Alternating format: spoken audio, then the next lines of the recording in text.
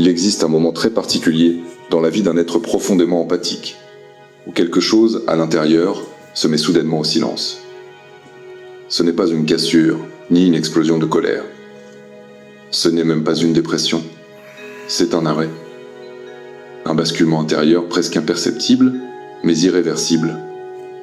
Comme si l'âme, après avoir trop longtemps porté le poids du monde, décidait enfin de déposer les charges qui ne lui appartenaient pas. Ce moment n'est pas une défaillance psychologique. Il correspond à une étape avancée du processus d'individuation, ce chemin intérieur par lequel une personne cesse de vivre à travers ses projections, ses illusions et ses conditionnements, pour devenir pleinement elle-même. Ce qui effraie l'entourage, c'est que lorsque l'empathe cesse de s'occuper des autres de manière compulsive, il ne devient pas cruel. Il devient intouchable. Pendant des années, l'empathe a fonctionné comme un régulateur émotionnel pour son environnement. Son système nerveux était une antenne. Il entrait dans une pièce et percevait immédiatement les tensions invisibles. Il savait qui était en colère sans que rien ne soit dit. Il sentait les non-dits circuler à table. Il anticipait les conflits avant même qu'ils n'éclatent. Sans qu'on le lui demande explicitement, il prenait la responsabilité de l'équilibre affectif du groupe. Dans les familles dysfonctionnelles, il devenait le médiateur. Dans les relations amoureuses, le thérapeute officieux, et au travail, le tampon émotionnel entre les égaux. Ce rôle ne lui était pas imposé par la force. Il lui était attribué par renforcement. Chaque fois qu'il mettait ses besoins de côté pour préserver la paix, il recevait de la validation. Peu à peu, le sacrifice s'est confondu avec la valeur personnelle. Mais l'inconscient, lui, n'oublie rien. Jung l'a souvent rappelé. Ce que nous refoulons ne disparaît pas, cela s'accumule. Derrière le sourire compréhensif de l'empathe, une mémoire silencieuse enregistrait chaque manipulation, chaque trahison, chaque moment où sa gentillesse était exploitée. Il voyait les schémas, il comprenait les jeux psychologiques. Il savait exactement quelle phrase déclenchait la culpabilité, quelle crise servait à détourner l'attention, quelle promesse ne serait jamais tenue. Pourtant, il continuait. Pourquoi ? Parce qu'il projetait. Jung parlait de projection comme d'un mécanisme par lequel nous attribuons à l'autre des qualités que nous portons en nous ou que nous désirons voir. L'empathe projetait le potentiel, la bonté, la transformation possible. Et pour soutenir cette vision, il se trahissait lui-même. Le point de rupture n'arrive pas à la suite d'un simple conflit. Il survient presque toujours après une trahison profonde, une révélation humiliante après des décennies de loyauté. Ce qui détruit n'est pas seulement l'acte, c'est aussi la prise de conscience. Mon intuition me parlait, et je ne me suis pas écouté. Cette réalisation est plus douloureuse que la trahison elle-même. L'empathe comprend qu'il a participé à son propre épuisement en ignorant ses limites, en étouffant ses doutes, en sacrifiant sa paix pour maintenir une image idéalisée de la relation. À cet instant, quelque chose s'effondre. Et c'est là que le changement véritable commence. Contrairement à ce que l'on pourrait croire, l'empathe ne devient pas explosif, ni ne cherche à se venger. Il ne dramatise pas, il garde un calme inhabituel.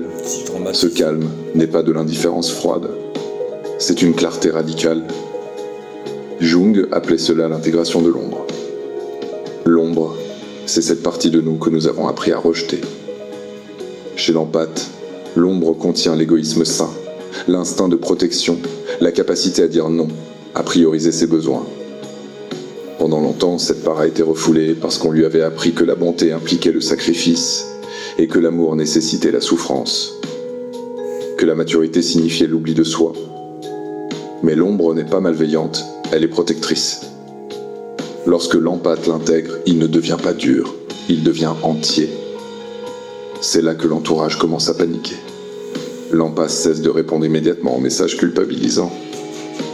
Il ne se justifie plus pour ses limites et n'absorbe plus les crises qui ne lui appartiennent pas. Il n'essaie plus de réparer les conflits qu'il n'a pas créés. Il se retire simplement des dynamiques toxiques. Dans les familles, cela révèle l'architecture cachée du système. Les tensions qui étaient amorties remontent à la surface. Les conflits éclatent sans médiateur. On l'accuse d'avoir changé, d'être devenu égoïste. Et d'une certaine manière, oui, il a changé. il a cessé de se mettre en feu pour réchauffer les autres. Dans les relations amoureuses, le basculement est encore plus visible. Les comportements autrefois tolérés ne le sont plus. L'empathe ne négocie plus sa dignité. Soit la relation évolue vers plus de réciprocité et de respect, soit elle s'effondre. Et lorsqu'elle s'effondre, il ne supplie pas. Il comprend que ce qui part n'était pas aligné. Au travail, il accomplit ses responsabilités, mais refuse désormais de porter celles des autres. Il n'absorbe plus le stress collectif. Il n'est plus le réceptacle universel des frustrations. Il devient professionnellement clair, ferme et posé. Ce qui est fascinant, c'est que l'empathe conserve ses capacités perceptives. Il sent toujours les ambiances, il perçoit toujours les incohérences. Il reconnaît rapidement les personnalités manipulatrices, les tentatives de love bombing, les stratégies de culpabilisation. Mais il ne s'y engage plus. Sa sensibilité n'a pas disparu. Elle est devenue sélective. Jung aurait dit qu'il n'est plus esclave de son empathie inconsciente. Il en est devenu le gardien conscient. Ce stade est parfois perçu comme de la froideur. En réalité, c'est de la souveraineté. L'énergie autrefois dispersée est maintenant dirigée. L'amour, autrefois donné sans discernement, est maintenant offert là où il y a réciprocité. L'aide autrefois automatique devient un choix. Et quelque chose de très subtil se produit. Sa présence agit comme un miroir. Les personnes inauthentiques se sentent mal à l'aise. Les manipulateurs se retirent d'eux-mêmes. Les relations parasitaires se dissolvent. En revanche, les personnes sincères se sentent en sécurité. Elles perçoivent une force tranquille, une empathie qui ne juge pas mais qui ne se laisse plus envahir. La vie de l'empathe se reconfigure naturellement. Il choisit des environnements qui respectent sa sensibilité. Il crée des espaces qui protègent sa paix. Son foyer devient un sanctuaire plutôt qu'un centre d'accueil émotionnel permanent. Son temps devient précieux. Ce moment où il arrête de s'occuper n'est pas une fermeture du cœur. C'est une redirection de l'amour. Vers lui-même d'abord. Non pas dans un narcissisme défensif, mais dans un respect profond de sa propre valeur. Jung considérait que l'individuation mène à un état où l'on ne réagit plus mécaniquement aux attentes extérieures. On agit à partir d'un centre intégré. C'est exactement ce qui se produit ici. L'empathe cesse de vivre en fonction des besoins émotionnels des autres. Il commence à vivre en accord avec son intégrité intérieure. Il peut encore aimer intensément, mais il ne se perd plus. Il peut encore ressentir profondément, mais il ne se noie plus. Il peut encore aider, mais il ne se sacrifie plus. Ce n'est pas la fin de son empathie, c'est sa maturation. Le monde a longtemps valorisé l'empathe sacrificielle, celui qui endure en silence, celui qui pardonne tout, celui qui tient les systèmes dysfonctionnels à bout de bras. Mais le monde a bien plus besoin d'empathe souverain, d'être capable de ressentir sans se dissoudre, d'aimer sans se trahir, et de voir clairement sans devenir cynique. Le moment où l'empathe cesse de s'épuiser pour maintenir des équilibres toxiques est le moment où il commence à cultiver sa propre paix intérieure. Il abandonne le mythe selon lequel la bonté exige la souffrance. Il comprend que protéger son énergie n'est pas un acte d'égoïsme, mais de responsabilité. Ce n'est pas une perte, mais une naissance. Une naissance à soi-même. Et lorsque cela arrive, il n'y a ni fanfare, ni proclamation. Juste une présence plus dense, plus calme, plus stable. Une personne qui a traversé la désillusion, intégré son ombre et choisi de ne plus participer à sa propre destruction. L'empathe n'a pas cessé d'aimer. Il a appris à s'aimer avec la même intensité qu'il offrait autrefois au monde entier. Et c'est là précisément que commence sa véritable liberté.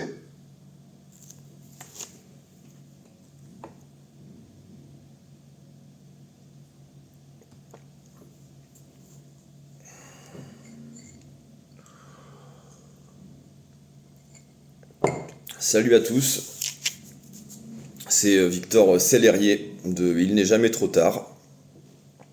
Ça fait plusieurs jours que je vous ai pas fait de vidéo. Effectivement, parce que j'avais besoin de prendre du temps pour moi, de réfléchir, d'observer, de me calmer, d'analyser la situation, de comprendre ce qui se passe à l'extérieur comme à l'intérieur, mais surtout à l'intérieur.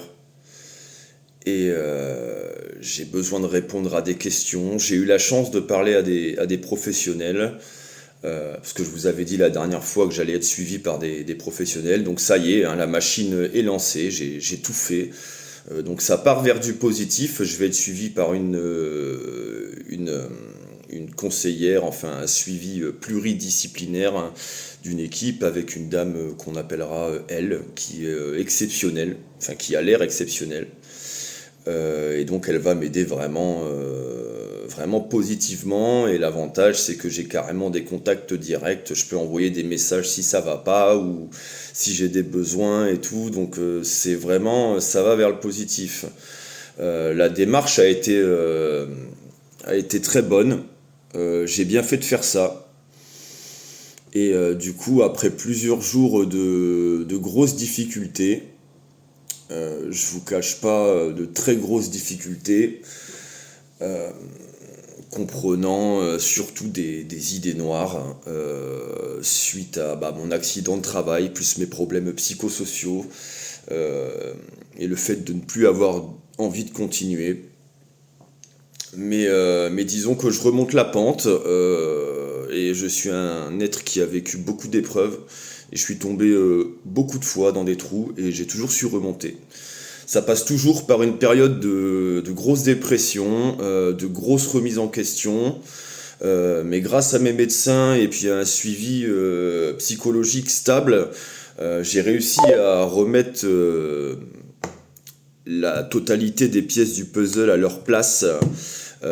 D'ailleurs, écoutez une chanson qui s'appelle Everything in its Right Place, qui est vraiment une belle chanson. Et du coup, j'arrive à imbriquer les pièces du puzzle, et ça fait plaisir, ça fait plaisir. Donc on va essayer de mettre du positif dans cette vidéo, ça va être très long. Comme d'habitude, je vous promets pas d'être le plus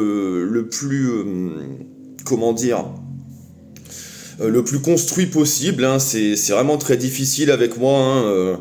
Mais bon, comme on dit, il faut se lancer.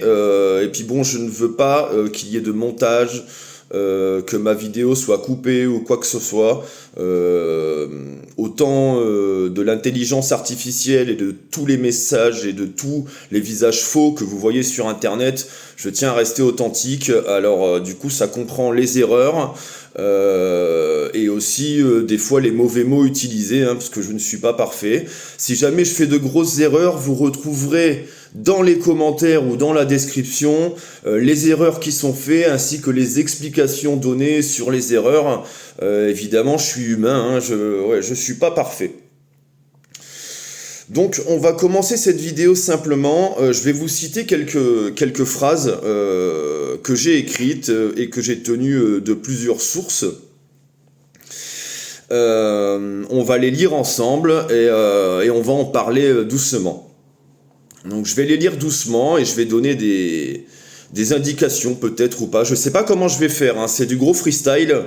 C'est un peu organisé, hein. C'est un gros bordel organisé. Il y en a partout. J'ai étudié pendant plusieurs jours. Je me suis mis dans la psychologie. Je suis pas psychologue, mais c'est bien de toujours avoir des réponses et des indications, et je pense en avoir quelques-unes. Ce concept de chaîne, c'est il n'est jamais trop tard. Donc le but du jeu, c'est que je mets en lumière mes propres problèmes et mes propres conflits, physiques comme mentaux. Je les mets en lumière, et ainsi le but, c'est que si je peux le faire, et ben vous pouvez le faire aussi. Peu importe votre âge, vous pouvez le faire aussi. Il n'est jamais trop tard. Faut juste se lancer. Alors c'est parti. Alors, certaines douleurs ne crient pas, elles murmurent. C'est très simple. Voir réellement, c'est accepter de ressentir. Le cycle ou la répétition n'est pas un appel, c'est un signal. Alors vous voyez de quoi je vais en venir, c'est que je vais parler des cycles, les cycles que nous répétons dans nos vies. Le cycle n'est pas un appel, c'est un signal. Voilà. Il faut bien comprendre cette phrase et bien la méditer. Tant que le sens n'est pas saisi, les problèmes reviennent sous différentes formes. Donc en fait, ce qui est expliqué là-dedans, c'est que en fait, quand vous faites des mauvais choix dans vos vies ou quand vous subissez des traumatismes, vous vous mettez dans des schémas et en fait, les problèmes reviennent toujours sous différents temps, sous différentes heures, sous différentes années, sous différentes formes, différents visages, différentes personnes. Mais le même problème revient constamment. Vous êtes, nous sommes, je suis dans un cycle. Certaines personnes, bien évidemment, ont eu la chance d'avoir une éducation très positive et des parents très stables et ont réussi, par la force des choses, à réussir à construire cette identité, chose que tout le monde n'a pas su faire, parce qu'on ne leur a pas appris. Et c'est vraiment à ces personnes-là que je m'adresse, les personnes un peu comme moi, tout simplement. Il faut ne plus subir, mais comprendre. Il faut comprendre. Voir le cycle avec lucidité et honnêteté. Ça veut dire qu'il faut tout écrire sur des feuilles, n'hésitez pas à prendre des papiers et des stylos, et de noter tout avec lucidité et honnêteté, en mettant vos défauts et vos qualités. N'hésitez pas. Il faut se regarder avec sincérité pour évoluer, et observer son propre cœur, pas l'extérieur, mais par une action intérieure, une réorientation du cœur. En fait, en gros, le problème est toujours le même, mais on essaye de le voir d'un sujet différent, enfin d'une vision différente, d'un autre point de vue, tout simplement. Ça permet de détourner l'attention au niveau du cerveau et de comprendre ce qui n'était pas compréhensible jusque-là. C'est très important ça. Faut sortir du cycle. Trouver la clé pour sortir du cycle de souffrance. Parce qu'au final, on est toujours dans le cycle. Je vais le répéter beaucoup dans cette vidéo. Faut faire un retour vers la réalité. Faut moins s'occuper des préoccupations extérieures. Retour vers la réalité, ça veut dire vraiment on est trop dans ce monde où on a de la distraction et on n'est plus concentré sur soi-même, on n'y arrive plus.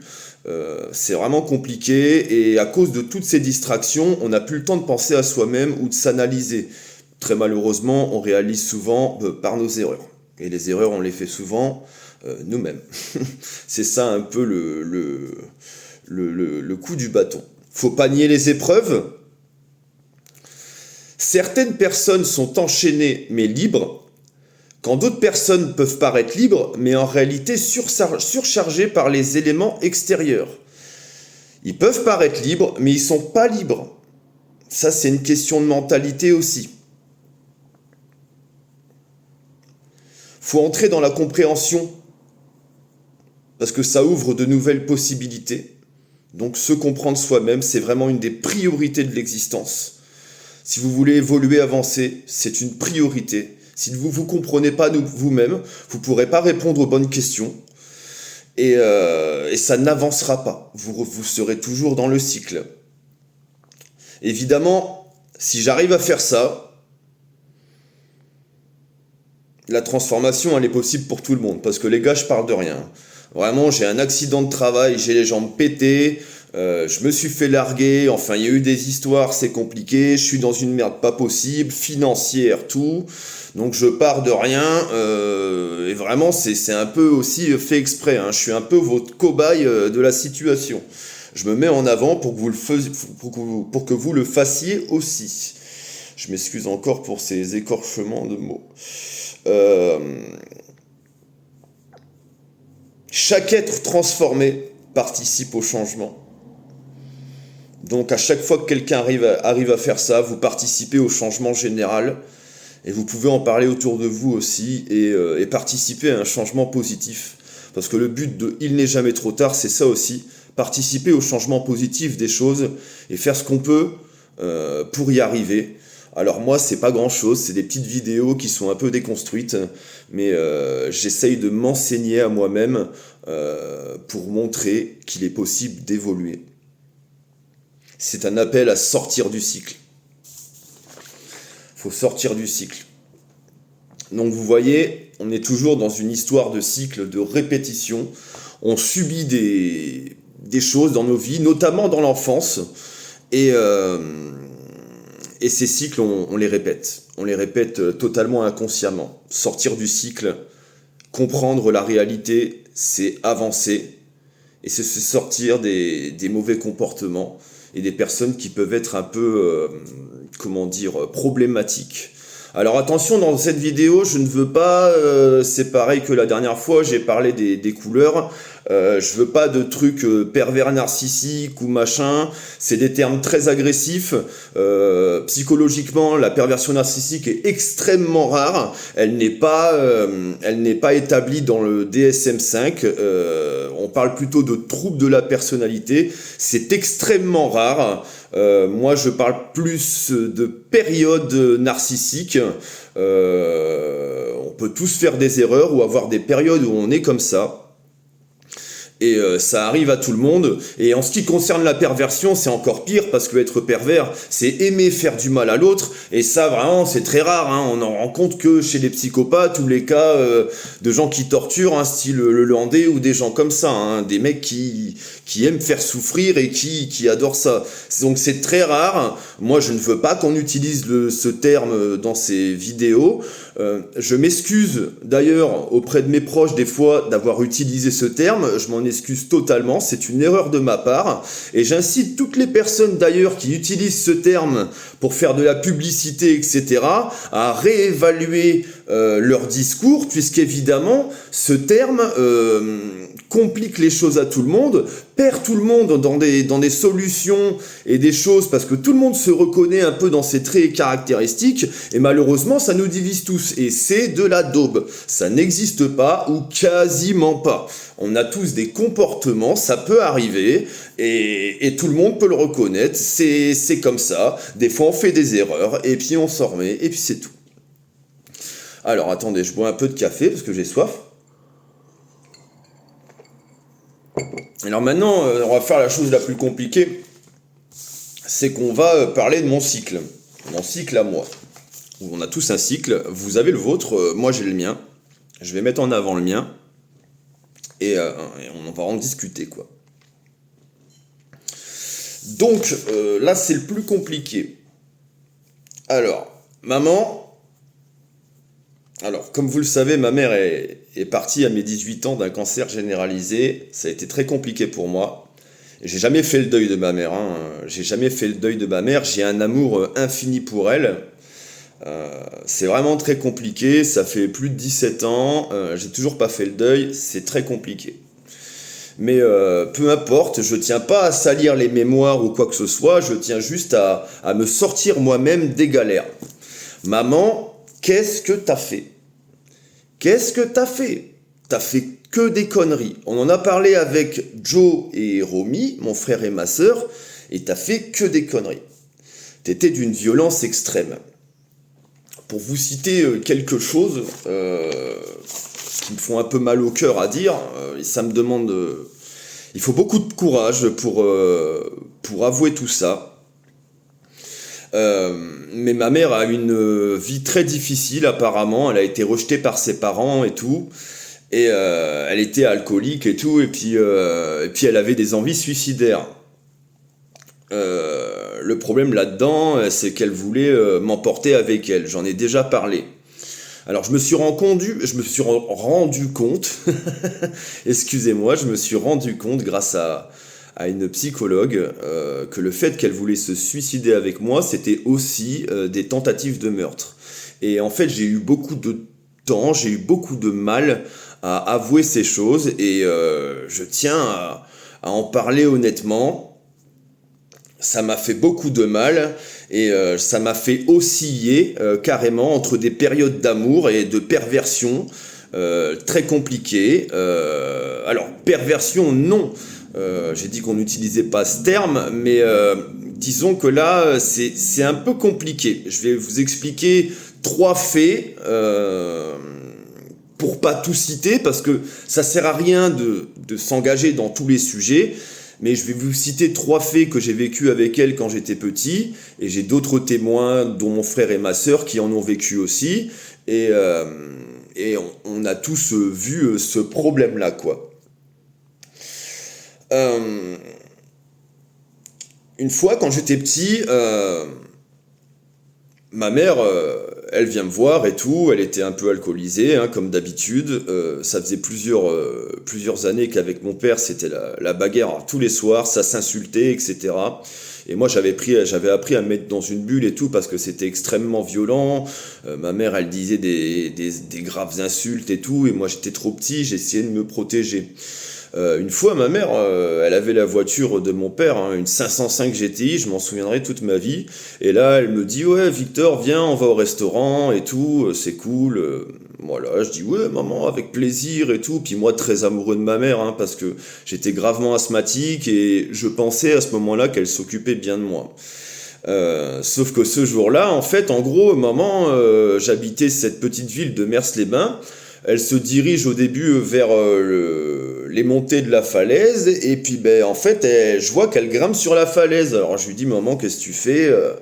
Elle me dit, ouais, t'inquiète pas, Victor, ça va bien se passer. Et puis j'entends qu'elle me dit des mots un peu bizarres, tu vois, du genre, ah, c'est une vie de merde, de toute façon, on va pas continuer comme ça, je vais pas te laisser vivre là-dedans, et tout, nanana. Et moi, connaissant ma mère, je sens qu'il y a un truc qui va pas. Je sens qu'il y a un truc qui va pas. Et là, ma mère, elle avance. Moi, je dis, maman, laisse-moi descendre et tout, s'il te plaît, laisse-moi descendre et tout. Là, je prends une claque direct. Bam, en mode, ferme ta bouche, quoi, tu vois. Bon, il y avait de la violence, ça a été direct. Et du coup, on est arrivé en haut de la falaise. Et là, alors, faut savoir que c'était les falaises dans les années 90, 2000. Il n'y a pas de barrière, hein, il n'y a rien. Il y a le vide, il y a une vieille maison abandonnée, il n'y a rien. Hein, il y a une petite Vierge Marie à côté. Croyez-moi, cette Vierge Marie, vous la regardez fort à ce moment-là.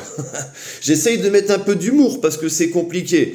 Et là, ma mère, doucement et sûrement, elle enclenche la première, et là, très très doucement, je vois qu'elle avance vers le bas de la falaise. Et la falaise, je sais pas combien de mètres elle fait, mais elle est extrêmement haute, les gars. Et puis quand on est petit, on nous apprend très vite là-bas que le bord de la falaise est instable.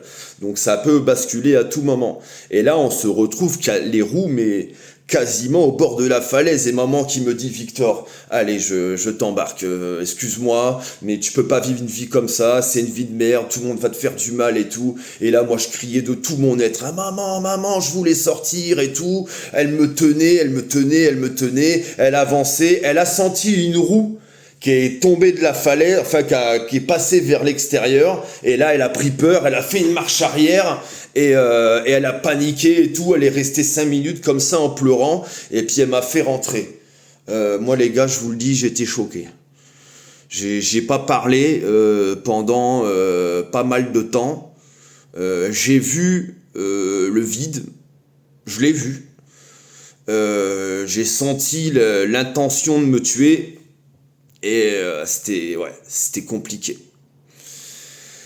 Il faut savoir que c'était hyper compliqué parce que ma mère, elle oscillait entre périodes d'amour ou machin. En fait, le matin, en fait, quand elle se levait, c'était ça va mon cœur et tout, parle pas de ce qui s'est passé hier et tout. Et même avec les violences avec mon père, c'était comme ça. Quand il se frappait la gueule, etc., il venait me voir, il me disait, ouais, t'en parles pas à l'école, nanana. J'étais pris dans un mood d'alcool et de situations problématiques, avec une maman qui a été rejetée par sa famille et un papa qui était un peu battu par son père. Donc les deux étaient alcooliques, et en plus de ça, il faut rétablir les choses à leur contexte. On est dans les années 95-2005, c'est pas la même époque, c'est les parents des années 90. C'est pas du tout la même ambiance, hein. Il n'y a pas de téléphone, il n'y a rien, c'est la galère, hein. Le gamin, il est libre comme l'air. Voilà. Le deuxième souvenir, aussi compliqué, j'étais dans le salon, et à force des menaces de suicide et tout, j'avais développé un 6e sens.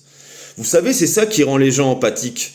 En fait, les gens empathiques, c'est pas qu'ils ont des capacités neuronales en plus, c'est que petit, on leur a donné des signaux, on leur a donné des alertes, des menaces, qui ont fait qu'ils ont été dans une suradaptabilité, et en fait, ils voient les signaux avant qu'ils se passent. Ils le repèrent au visage, au comportement, à la bouche qui parle d'une façon ou d'une autre, etc. Tout ça, ce sont des signaux qu'on adopte pour se protéger. C'est une protection.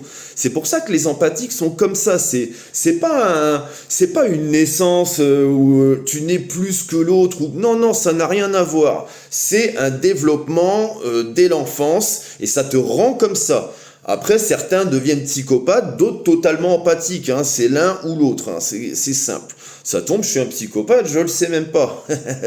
Voilà. Hein. Mais vraiment, je pense pas parce que c'est vrai que je me suis déjà bagarré dans ma vie et tout, mais j'ai jamais fait du mal, j'ai jamais quoi que ce soit. Même mon ex-compagne, j'ai jamais fait de choses comme ça. Je lui ai toujours dit des choses, t'es belle, je t'aime. Alors que elle, non, elle se trouvait pas comme ça. Mais moi, j'ai toujours été encourageant. Les problèmes, j'ai toujours essayé de les prendre en charge, toujours disponible au téléphone, etc. Voilà, hormis dans nos embrouilles où c'est stupide, et ben voilà quoi. Je suis vraiment j'essaye vraiment d'être quelqu'un de bien, quoi. Donc je ne crois pas. Je ne crois pas. Donc, le deuxième souvenir, voilà, c'est que j'étais dans le salon et j'entends pas mon père et ma mère s'engueuler. C'est très bizarre. Et d'habitude, à cette heure-là, ça commence à se gueuler dessus. Et là, silence. Je me dis, bizarre, moi j'étais en train de jouer à la console, bizarre. L'habitude que maman, elle parte en couille, j'ai un super signal, hein, j'ai une antenne à délire. Et j'entends le silence et là, je me lève. Je vais voir papa. Mon père, lui, il est sur sa télé, en haut sur son frigo avec ses clopes, je m'en foutiste comme tout. Elle est où maman ? Il me dit, je sais pas. Je dis, c'est bizarre ça. Elle est où maman ? Il me dit, elle est dans le garage en bas. Et là, je me dis, c'est bizarre qu'est-ce qu'elle fout dans le garage et tout. Et là, en fait, il faut savoir, il y a un petit muret, il y a un escalier, ça arrive sur un garage en bas où mon frère Jonathan, il mettait ses mobylettes et tout. Et là, je vois la lumière, je mets ma tête dans le garage et je vous le jure, voilà, c'est sur ce que j'ai de plus cher, je le souhaite à personne. Je vois deux pieds en l'air, hein, je vois deux pieds suspendus en l'air. C'était ma mère qui était en train de se pendre. Elle était depuis, je sais pas, peut-être 30 secondes, une minute. En tout cas, elle n'était pas en mode gestuel parce que je pense que quand on se pend, enfin, je suis pas un expert en pendaison, mais je pense qu'on a un réflexe, mais elle n'était pas comme ça. Elle était vraiment raide, quoi. Et du coup, je sais pas, je devais avoir 8 ou 10 ans. J'ai couru de tout mon être. Je me suis pété la gueule dans les marches. Je me suis fait super mal. J'ai couru vers ma mère. J'ai pris les jambes. J'ai soulevé toutes mes forces en criant « Papa, papa, papa !» Et là, mon père, il est arrivé. Et le temps que j'arrive, mon père, il a décroché la sangle, machin. Il l'a mis par terre. Massage cardiaque.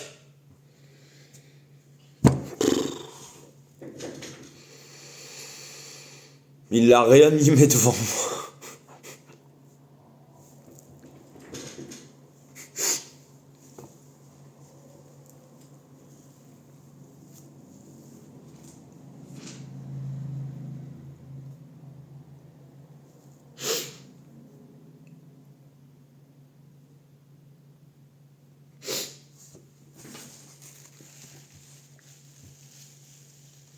Excusez-moi. Souffle. Je vous ai dit que ça allait être difficile. Souffle. Vous allez comprendre où je veux en venir. Bref, il a réanime. Il veut pas appeler les pompiers. On la transfère dans la chambre. Elle était complètement à l'ouest, complètement bourrée. Elle avait dû prendre du Xanax ou machin. Elle était complètement délirante. Et là, elle m'appelle. Elle était dans la chambre et elle commence à me faire des « ouais, je t'aime mon fils et tout, je veux mourir et machin ». Et moi, en fait, ma mère, elle me parle. Alors déjà, premièrement, je suis hyper choqué. À ce moment-là, c'est compliqué. Et Et en fait, quand elle me parle, moi je vois pas vraiment ce qu'elle me dit. J'entends qu'elle s'excuse pas, elle essaye de me marbrer l'esprit. Et moi, ce que je vois surtout, c'est bah putain, le bleu du lien, quoi. Et ça me traumatise. Bref, elle se couche, et puis comme d'hab, le soir, hein, ils me regardent, et tous les deux, ils me disent, putain, Victor, tu dis rien à l'école, hein. Tu dis rien à l'école, hein. Et puis nous, dans notre famille, c'était loi de l'omerta. Genre mon frère, ma sœur et moi, on a été éduqués comme ça, c'était loi de l'omerta. Même quand je savais que mon frère et ma sœur, ils fumaient des petits tubes, que j'avais à peine 9 ans, j'ai jamais balancé mon frère et ma sœur. C'était loi de l'omerta, donc moi j'arrivais à l'école, je prenais mon plus grand sourire et je faisais semblant de rien. Mais la réalité, c'est que j'étais choqué. Et en fait, ça m'empêchait d'évoluer, hein, ce truc-là. Moi, ça me bloquait pendant des jours et des semaines, et mon cerveau était comme ça, hein. Chaud, quoi. Chaud. Quand on rentrait de chez ma grand-mère aussi, parce ils avaient un rituel, ils allaient chez ma grand-mère tous les soirs, parce que ma grand-mère, elle achetait toujours l'apéro, hein, c'était mamie qui picole, et du coup, tous les soirs, c'était apéro familial là-bas. Très souvent, ils se bourraient la gueule là-bas de ouf. Alors quand ça partait en couille entre mon père et ma mère, et ben en fait, mon père il conduisait parce que ma mère a été complètement tarée, elle conduisait comme une folle. Et ma mère, en fait, elle voulait s'arrêter, finir à pied. Mon père, il voulait pas la laisser dans cet état-là. Et du coup, elle menaçait de sauter de la voiture constamment. Et on se retrouvait à 50, 70 avec mon père qui lui disait « Vas-y, saute, saute !» Et puis moi qui étais là « Maman, papa, qu'est-ce que vous faites, machin ?» Un enfer. Un enfer. C'était tout le temps comme ça. C'était tout le temps comme ça. Alors je vous passe d'autres histoires où ma grand-mère et mon cousin Gaël me protégeaient carrément. C'était arrivé à des points où avant même que mes parents partent de chez ma grand-mère et Gaël me disaient « Victor, tu montes dans la salle de bain, tu prends la clé et tu t'enfermes. Tu t'enfermes dans la salle de bain. » Et là, mon pauvre, ça se tapait de partout et tout le monde disait « Ouais, vous laissez Victor tranquille, vous laissez Victor tranquille. » Et je remercie ma tante Sophie et mon oncle Jean qui m'ont aussi beaucoup protégé de ces violences et de ces menaces. Et c'était vraiment un enfer. Et donc, maman, quoi, qu'est-ce que t'as fait, quoi? T'as essayé de me buter, tu nous as brisé, t'as brisé Jonathan et Romy, et moi en fait, en gros, j'ai été pris dans une sorte de personne très problématique dont je ne savais plus quoi faire parce que entre l'amour de ma mère et les violences qu'elle me faisait, et ben moi, en fait, en gros, alors que ma mère m'a fait des graves violences, quand elle est décédée, ça fait 17 ans, je la défends de bec et ongles. Genre, mais je suis prêt à mourir pour ma mère, j'ai le sens du sacrifice. Vous imaginez pas à quel point ça va. Vous allez comprendre là où je veux en venir. C'est très long. Je m'excuse. Je dois vraiment essayer de construire les idées.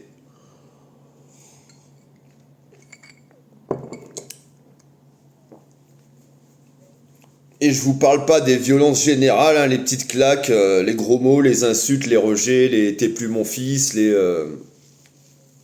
et voilà quoi. En fait, mes parents, ils avaient deux modes. Ils avaient un mode gentil et un mode après 19h.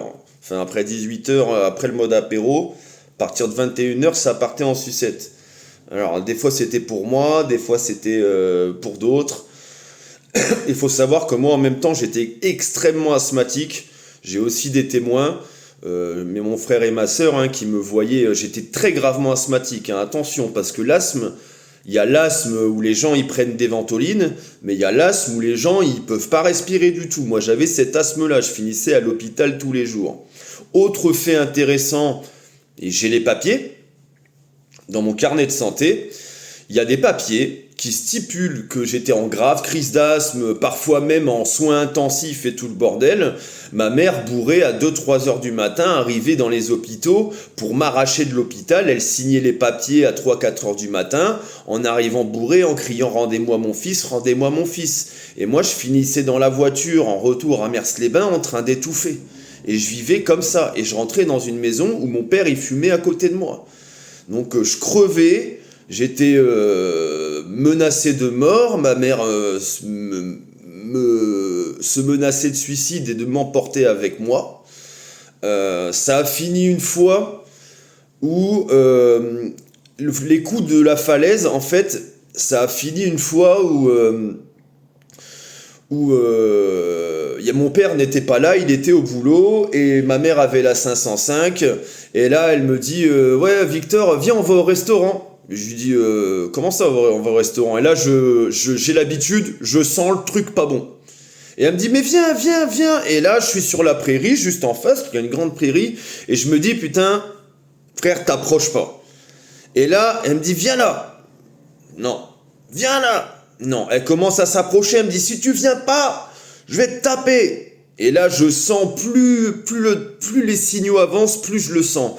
Et là, bam, elle se met à me courir après, en plein milieu de la prairie. La honte internationale, tout le monde nous regarde, moi je suis en train de crier de tout mon être. Au secours, appelez la police, sauvez-moi. Et alors, faut savoir que à cet âge-là, j'étais tellement habitué à ça que je courais à une vitesse, les gars, vous pouvez même pas imaginer. Quand il s'agissait de sauver ma vie, j'étais un sale sprinter. Vraiment, et personne me rattrapait, hein. C'était impossible. Et du coup, ma mère, au bout de 10 minutes, un quart d'heure, à me courir après, à me crier dessus, à me jeter ses tongs, à pleurer, nanana, elle finit par repartir de la voiture, tous les voisins regardent et tout le monde est témoin, on peut encore en parler aujourd'hui aux témoins, et là elle va vers la voiture et elle me regarde et elle me dit « T'inquiète pas, la falaise elle est pas haute ». Bam, elle ferme la porte, elle se casse. Et là moi je m'effondre, je m'inquiète, je suis pas bien, mon père est pas là, ma mère est partie pour potentiellement se suicider, ouais, je suis dans un délire quoi, je suis dans un délire. Et le pire du tout, c'est que j'ai un amour fou pour cette personne. C'est carrément dingue. Vous allez comprendre où je veux en venir. Donc, il y a des choses qui nous alertent, notamment mon sens du sacrifice à cause de ça. Je suis quelqu'un qui est très sacrificiel. Je suis capable de mourir pour mes proches, hein, sans aucune arrière-pensée, quoi que ce soit, totalement naturellement. Je suis capable de mourir pour mes proches parce que j'ai eu une banalisation de la violence à cause de ma mère, entre toutes ces menaces de suicide, etc. Faut savoir qu'elle me tirait au PMU toute la journée, il y avait des violences et tout, et des alcooliques qui voulaient abuser d'elle. Donc moi, dès 8 ou 9 ans, je me battais déjà contre des adultes, et puis j'en avais rien à foutre de mourir ou de prendre un coup de verre, hein. Je défendais un peu ce que je vais dire, et j'ai du mal à le dire. Je défendais mon bourreau. Et voilà. Vous allez comprendre où je veux en venir. Alors, je suis désolé si tout n'est pas clair et si tout est déconstruit, mais voilà, je tiens à ce que ce soit bien dit. Voilà pour les souvenirs, et j'en passe d'autres. Une vie de merde. Et une mère qui voulait me buter, quoi. Qui voulait me buter et qui a rien fait. Et puis un papa qui a pris soin de moi comme il pouvait, mais qui a été par contre foncièrement absent à partir de mon adolescence, suite au mariage avec une nouvelle femme. Je répète, cette nouvelle femme, je lui en veux en rien du tout. Elle a juste subi toutes les conséquences de ce qui s'était passé. Et je suis désolé papa, mais c'était à toi de réagir à tout ça. T'aurais dû le comprendre. T'aurais dû comprendre que émotionnellement, ça ne pouvait pas aller. C'est pas possible. C'est pas possible. Mais après, je t'en veux pas vraiment parce qu'on était dans les années 2090. C'était pas comme ça. Et vos parents, ils vous ont pas traité comme ça. Donc, vous estimiez que tant que Victor, il a des gâteaux, machin, et c'était bien pour lui. Mais le reste, toute la violence et tout, moi, j'étais là et j'y vais tout. Et c'était pas cool, quoi. Et je me souviens même des nuits où je pouvais pas dormir, où vous vous tiriez les cheveux et vous vous battiez, vous me réveilliez en criant « Victor, Victor !» Et moi je me levais et vous me regardiez en mode « Putain, regarde ce qu'il m'a fait !» Et puis vous me disiez ouais, « C'est lui qui m'a tapé, nanan et tout !» Et moi j'étais là et je regardais tout ça et c'est un enfer. Au final de l'histoire, mon frère et ma sœur, hein, dans ce carnage familial, ont fini par se barrer. Ils se sont barrés à Amiens grâce à l'aide de leur père, Christian, que je salue et que j'aime de tout mon cœur. Merci d'avoir été un bon père et de prendre soin d'eux. Prends soin de Jonathan, il en a besoin. S'il y en a bien qui a besoin d'aide, c'est lui. Et donc voilà quoi. Voilà. Alors, il faut savoir que dans tout ce que j'ai vécu, j'ai tout analysé. C'est bien sûr des théories, je ne suis ni psychologue ni psychiatre. Mais on a discuté avec des psychiatres et tout, et la théorie commence à s'avancer, et je comprends maintenant pourquoi je reviens dans ces cycles toute ma vie. J'ai des cycles. Alors, il faut savoir déjà qu'il existe 4 styles parentaux. Il existe les styles démocratiques, autoritaires, permissifs ou désengagés. Ce sont des styles parentaux. Attention, on le répète, je ne veux pas utiliser ce terme de pervers narcissique ou de ces conneries-là. Je préfère parler de style problématique ou de moments problématiques. Voilà. Parce que tout le monde se protège, on peut tous être narcissique un petit peu. C'est une façon de se protéger aussi. Et c'est pas forcément un défaut en soi. La différence avec un vrai pervers narcissique, c'est qu'il le fait avec du mal et l'intention de nuire. Et comme dit Kylian Mbappé, je l'ai écrit dans une phrase. Bon bah Kiki, c'est pas parce que quelqu'un fait une erreur qu'elle est une personne mauvaise. Voilà, c'est pas parce qu'une personne fait une erreur qu'elle est mauvaise. Voilà, on en fait tous des erreurs. Le principal truc, c'est l'indicateur de l'erreur. Est-ce que quand tu fais quelque chose de mal, tu te rends compte et du coup tu réalignes ton comportement, ou est-ce que tu as vraiment un style où tu restes dans l'erreur et à ce moment-là tu ne fais que l'augmenter? C'est là qu'on parlera de style beaucoup plus problématique, voire entrant dans le DSM-5, dans les troubles de la personnalité. Voilà, exactement, c'est comme ça que c'est traité. Et il ne faut pas confondre les termes troubles de la personnalité avec les troubles psychosociaux, style burn-out, etc. Ça sont les troubles psychosociaux. Bref.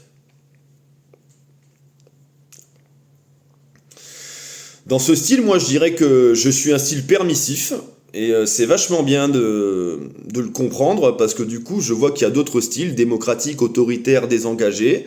Et bah ça va me permettre en tant que parent de me réorienter. C'est bien d'être permissif, mais c'est bien d'être aussi un peu démocratique, un peu autoritaire, désengagé. Je sais pas, c'est l'absence. C'est mon père désengagé, donc non. Non. Alors, on en vient au vif du sujet. Il y a plusieurs types de maltraitance psychologique et je vais vous en citer 5. C'est à prendre avec des pincettes. Si je fais des erreurs, n'hésitez pas à les mettre en avant. N'hésitez pas, je suis ouvert à tout dialogue tant que dans l'espace commentaire il y a du respect, de l'amour et de la compassion et qu'on accepte tout le monde, sans parler de politique, attention, ou de racisme. Interdit chez moi, commentaire supprimé, sans parler de ça. Alors, dans les maltraitances psychologiques, on a le fait premièrement de ridiculiser quelqu'un. Donc ça m'arrivait beaucoup avec mon grand-père, qui, quand j'étais petit, me disait, avant que j'aille lui faire la bise, il me disait carrément, il est moche, ce petit, dégage, regarde sa gueule et tout, dégage, tu vois, c'était des trucs comme ça. La ridiculisation. 2, la mise sous terreur. Donc ça, c'est le chantage affectif. Ça peut aller dans l'isolement, voire, comme on en a parlé, les menaces de mort ou de suicide. Les corruptions, les demandes de mensonges sur les violences. Donc, quand on fait des violences à quelqu'un, un enfant, un adulte, et qu'on demande de mentir au rapport de cette violence, c'est de la corruption. Et les gens sensibles en souffrent. Et aussi donc une incitation à la violence qui favorise notamment les transgressions judiciaires. Enfin, notamment judiciaires. Donc la violence est tellement courante dans la vie de l'enfant ou dans la vie de l'adulte, en construction surtout, qui va développer des comportements nocifs, toxiques, envers lui-même, et il va avoir tendance à pas forcément respecter les lois, s'aligner avec les codes sociaux au rapport de ces violences. Il en reste une importante qui est vraiment l'une des principales, c'est la 5e, c'est le rejet. Alors, le rejet, c'est une méthode de contrôle coercitif. Les personnes qui utilisent le rejet, c'est souvent quand les techniques de manipulation n'ont pas fonctionné de manière diverse et variée par tout ce que je vous ai cité différemment. Donc le rejet est une solution et l'une des dernières. Donc c'est le refus de réponse affective, ne pas répondre, voilà, pas d'attention, indifférence générale, ignorer sans raison, pas de réponse aux besoins de l'individu qui est en face de vous. L'individu le vit comme une humiliation et c'est ce qu'on appelle une soumission par le contrôle coercitif. Le fait de rejeter quelqu'un, ça le met dans un sentiment d'humiliation et quelque part, ça le met dans une position où il se fait contrôler. Et ça c'est compliqué. Et il y a beaucoup de gens qui font ça, je trouve pas ça correct. Si vous êtes dans une relation ou machin, on rejette pas l'autre, on reste sain, on reste à l'écoute de ses besoins, et quand quelqu'un dit que quelque chose lui plaît pas, ou nana, on essaye de comprendre, de respecter l'autre, et de trouver un mi-chemin entre l'acceptation de l'autre, et voilà, quand on est en couple, c'est comme ça en fait, on peut pas imposer la relation comme ça. Donc voilà, au moins au rapport de tout ce que j'ai vécu avec ma mère, je m'étais jamais rendu compte, absolument jamais rendu compte que j'avais un amour complètement infini pour ma mère. Faut savoir que c'est normal d'aimer sa maman, c'est tout à fait normal, mais dans mon cas à moi, c'est beaucoup trop. Moi je suis dans l'idolâtrie, je suis depuis 17 ans dans une dynamique d'amour pure et de défense de tous les points de ma mère. Je la défends littéralement. J'ai tenu sa bague pendant 17 ans, dont une personne sait où elle est. D'ailleurs, j'aimerais bien avoir l'adresse un jour, parce que je l'ai plus. Et j'ai même le tatouage de ma mère, tellement ça m'a marqué et tellement je l'aime. Mais ce que je m'étais jamais rendu compte, c'est que j'ai développé, à cause de ces violences en fait, une sorte de syndrome de Stockholm. J'ai un amour infini pour ma mère, je suis prêt au sacrifice pour elle, littéralement.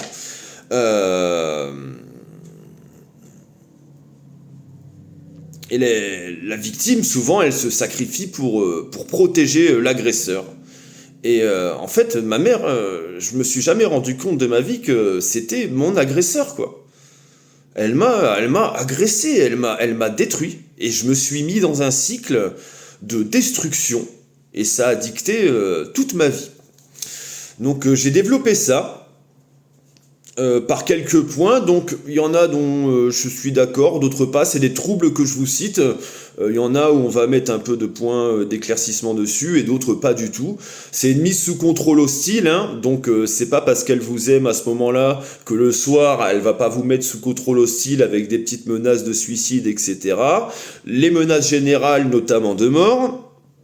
La victime, elle adopte les comportements de l'agresseur pour survivre. Elle répète où elle essaye de se mettre dans le comportement de l'agresseur pour essayer de survivre, pour essayer de la comprendre, ou dans le cas d'un amour pur, même de l'aimer, carrément, d'aimer totalement ça et d'adhérer à ce problème-là. Mais c'est parce qu'on est incité depuis tout jeune. Je peux vous le dire, moi, quand je buvais pas d'alcool à mes 16 ans, ma mère, elle m'achetait des packs de bière de Smirnoff, c'était des bières à l'ancienne. Moi, je voulais pas boire d'alcool, je les jetais.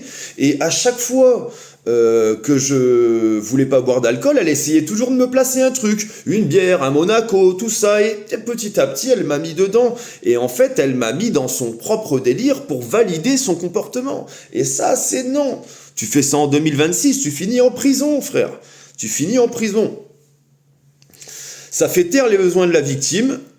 La victime malheureusement perd son identité puisqu'elle se comporte un peu comme son agresseur. Ça empêche l'enfant de grandir et d'évoluer. Malheureusement, j'ai eu un retard, toute mon enfance à cause de ça. Et la victime essaye de tout faire pour apaiser l'agresseur. Voilà. Et tout ça, ça m'a rendu carrément anxieux, dépressif. Donc voilà, à cause de tout ce qui s'est passé, je me suis retrouvé dans un amour infini pour ma mère. Et je me suis jamais rendu compte que cet amour, il était ou il devrait pas être justifié comme ça. Bien sûr, j'aimerais toujours ma mère parce que apparemment ce syndrome, c'est un truc dont on se débarrasse pas comme ça. Mais maintenant, en tout cas, j'en aurai conscience. Et j'ai compris une chose. Il y a un cycle.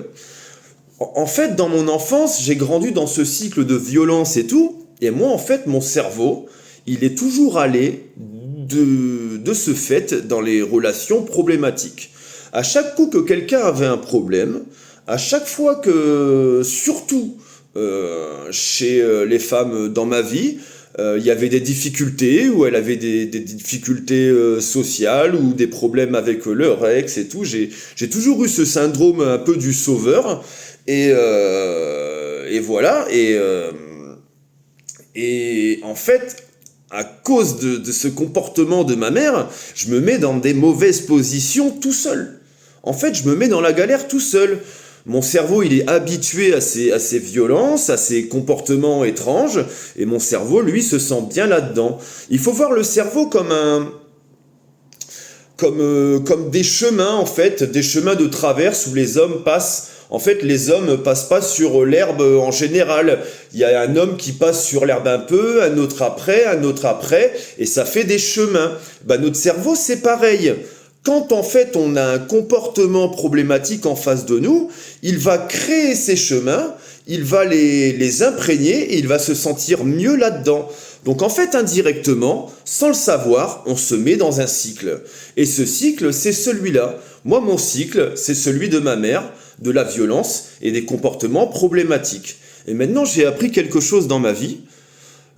J'ai appris que je dois faire attention à ces comportements problématiques parce que j'ai sûrement un syndrome de Stockholm au rapport de l'amour de ma mère et malheureusement j'ai perdu l'estime de moi, je ne sais pas fixer mes limites et je me mets dans des relations problématiques. J'ai des problèmes et c'est la galère tout simplement. Voilà les amis, je vais me laisser 2-3 secondes pour voir si j'ai pas oublié des éléments parce que j'ai dû oublier beaucoup de choses. Mais en gros c'est ça quoi, on se met dans des cycles. Et ce qu'il faut vraiment que vous compreniez c'est qu'on a tous nos cycles. Moi mon cycle c'est celui de ma mère, c'est celui de la violence, c'est celui de mon syndrome, enfin une sorte de syndrome parce que je suis pas psychiatre. Moi, mon problème, c'est celui-ci, et vous avez tous le vôtre. Et le cycle, les personnes reviennent toujours sous un visage différent, sous un moment différent. C'est pas parce que vous rompez avec quelqu'un que vous allez rencontrer quelqu'un d'autre que vous allez changer de comportement. Vous allez sûrement chercher la même personne chez l'autre. Déjà, ça c'est pas bon. Et en plus de ça, si vous n'avez pas réfléchi à vos cycles, à votre cycle comportemental au rapport de votre enfance, si vous avez eu une enfance difficile, vous ne pourrez pas avancer sainement. Vous ne pourrez pas comprendre. Et moi, j'ai compris ça maintenant. Dans ma vie, je vais devoir faire attention à cette violence qui est en moi, d'ailleurs, en premier lieu, et qui se trouve aussi chez les autres par les comportements problématiques. Alors attention, petit disclaimer, j'ai moi aussi eu des comportements problématiques, des comportements narcissiques, mais la différence c'est que moi je veux faire le bien autour de moi, je veux vraiment que vous avanciez.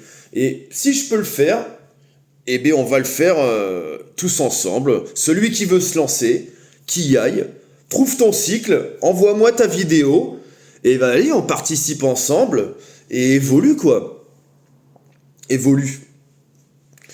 Voilà. Pour terminer, il est jamais trop tard. Il est jamais trop tard pour avancer. Il est jamais trop tard pour comprendre les choses. Et vraiment, je voudrais, en ce jour, je voudrais commencer vraiment cette chaîne et être votre cobaye. J'ai aimé ce petit paragraphe sur le cycle, et je voudrais recevoir d'autres leçons dans ma vie. Mais il faut savoir que un esprit embrumé ne peut pas recevoir des informations claires. Et cette chaîne, il n'est jamais trop tard, elle est très importante pour moi, parce que j'ai envie de vous montrer à vous qu'il est possible de changer les choses, de changer son comportement, de comprendre ses schémas et d'avancer. Je veux vous le montrer. Alors je vais vous faire des déclarations simples. À partir de minuit ce soir, je romps toute substance toxique de ma vie.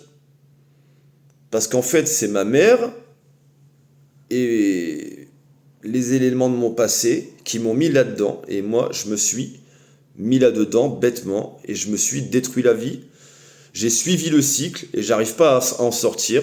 Mais maintenant, je l'ai compris et je vais pouvoir prendre les choses différemment. À chaque fois que je fumerai pas une cigarette ou que je buvrai pas un verre d'alcool, je sortirai du cycle et je le comprendrai et je serai fier de moi. Et ça sera dur. Ça va être très dur, mais je serai votre cobaye. Je vous donnerai des nouvelles tous les jours. Vous allez me voir suer, pas dormir. Ça va être très compliqué. Sachant qu'en plus, j'ai des médicaments à arrêter. Alors, faut savoir que sur le tabac, je vais me laisser une semaine ou deux, voire un petit peu plus, de suivre un addictologue. Parce que le tabac, c'est compliqué. Ça fait quand même 50 ans que les industries du tabac travaillent sur l'optimisation du tabac pour augmenter les addictions au niveau de notre cerveau. Donc c'est un hack chimique au niveau de notre cerveau. C'est très compliqué de s'en débarrasser. Mais les autres trucs comme l'alcool, c'est compliqué aussi. Mais j'ai des médicaments, oxycodone, etc. au rapport de mes jambes brisées, tout le bordel. Et donc voilà, ça va être plus simple. Ce qui va être compliqué, c'est vraiment l'alcool, pas fumer trop de cigarettes, parce que de toute façon, ça sert à rien, c'est complètement stupide, et d'établir un plan concret pour pouvoir avancer le plus rapidement possible là-dessus. Je sais pas, je vais peut-être me laisser une semaine. J'ai vu que Fabien Olicard a adressé une méthode là-dessus. Je vais peut-être essayer de la suivre. Et voilà, mais là on part sur un arrêt total pour pouvoir enfin recevoir des informations saines, des leçons de la vie qui sont importantes pour moi et qui sont importantes pour vous. Lancez-vous, faites-le. N'ayez pas peur. Voilà, il est jamais trop tard, vraiment, jamais trop tard. Reprenez votre vie en main, battez-vous. J'ai envie de le faire. Je suis chaud et en plus, je suis tout seul. Donc ce sera un peu comme la prison, sauf que j'aurai à manger, une télé et tout, donc ça va être un peu compliqué. Je suis vraiment dans l'isolement en ce moment. Je réfléchis sur moi et j'étudie au maximum. Donc voilà. Essayez d'avancer. Je sais pas si j'ai oublié des éléments, quoi que ce soit. J'ai pas envie de parler de mes histoires psychosociales. Ma dépression avance de mieux en mieux, hein. Et là, ça risque d'aller vers le mieux, puisque j'ai compris un schéma, un cycle de ma vie qui est très dur et très important. J'ai une sorte de syndrome de Stockholm, un amour infini pour ma mère, et c'est un amour qui m'a brisé, en fait, qui m'a brisé, qui a conduit mon futur pendant des années, qui m'a mis devant des choix et des mauvaises positions, et tout ça, c'est de ma faute, c'est de la faute de personne d'autre. Je m'en suis juste pas rendu compte parce qu'on n'a pas eu la chance de me donner cette éducation-là. J'ai pas eu les parents derrière, j'ai eu que la violence et j'arrive en retard. Mais bon, voilà, il est jamais trop tard, donc je me lance. Les gars, souhaitez-moi la force. Souhaitez-moi la force. Je vous souhaite tout l'amour du monde, à mes amis comme mes ennemis. Je tiens encore à préciser que quand je parle de mes ennemis, je parle pas des gens autour de moi, je parle plus de ce système et de comment il est fait et de comment on cache la vérité aux autres sur plein de points. Et les gens ne s'en sortent plus. c'est pas normal. On est censé vivre dans une société assez évoluée quand même. On pourrait quand même rétablir un petit peu la balance et faire en sorte que ça aille mieux. Mais malheureusement, là, on est mal parti. Hein, c'est conflictuel. Donc voilà, je sais pas si je parlerai de tout ça un jour, puisqu'effectivement, le poids des mots en France, hein, c'est très très compliqué. Hein, vous avez vu les affaires, hein, comme certains humoristes et tout, le moindre truc, ça part en sucette. Et j'ai aussi un projet qui s'appelle La Caverne, qui va être assez fort. Donc pour le moment, hein, autant garder toute ma colère. Et je ne veux plus de cette colère. Maintenant, c'est terminé. Maman, tu m'as fait du mal. Vraiment, tu m'as brisé en deux. Et je vais avancer. Fini ces comportements. À chaque fois maintenant que je dirai quelque chose ou que je me lancerai dans une relation et tout, même si j'en ai pas forcément envie, je ferai attention à ces comportements problématiques. Si je vois que la personne est problématique, je sais qu'une personne normale peut la gérer, mais moi je ne peux pas. Je peux pas parce que j'ai une sorte de syndrome de Stockholm. J'ai un amour surpuissant et je me perds un peu à cause de tout ça. Voyons ça un peu comme un handicap. Et maintenant je dois savoir me protéger totalement. Et c'est ce que j'ai l'intention de faire. Je vous souhaite tous de le faire aussi. Je fais cette démarche pour vous, pour moi, et vous montrer qu'il n'est jamais trop tard. Vous y arriverez. On va le faire tous ensemble. Partagez la vidéo, laissez un petit like et un abonnement, un petit commentaire si vous avez aimé ce concept. Brisez les chaînes, comprenez votre cycle. N'hésitez pas à aller consulter des professionnels de santé, c'est très très important. On se soigne le corps quand on est malade, quand on est malade du corps, on a une rhino, machin, on va voir le docteur parce qu'on est malade du corps. On a aussi besoin de se soigner l'esprit, mais ça passe aussi par vous-même. Le psychologue ne peut pas tout faire, vous devez aussi travailler sur vous-même. Et voilà, travailler sur vous-même, avancer, je vous le souhaite de le faire. Je rends la parole, il n'est jamais trop tard, et bisous mes berserkers. Peace.